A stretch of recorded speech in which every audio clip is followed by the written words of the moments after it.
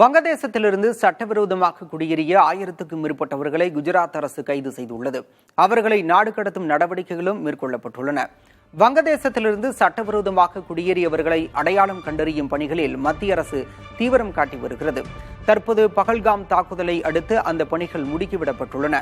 குஜராத்தில் அகமதாபாத், சூரத் நகரங்களில் காவல்துறையினர் தொடர் சோதனை நடத்தி 1000க்கும் மேற்பட்ட வங்கதேச மக்களை கைது செய்துள்ளனர். அவர்களை திருப்பி அனுப்பவும் நடவடிக்கை எடுக்கப்பட்டு வருகிறது. தலைமறைவாக உள்ள சட்டவிரோத குடியேறிகள் உடனடியாக சரணடைய வேண்டும் என்றும் குஜராத் காவல்துறை தெரிவித்துள்ளது.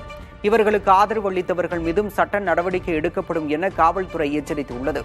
சட்டவிரோதமாக வந்தவர்களில் பலர் போதை மருந்து கடத்தல், ஆட்கடத்தலில் ஈடுபட்டிருந்ததாக குஜராத் உள்துறை அமைச்சர் ஹர்ஷ் சிங்வி தெரிவித்தார்.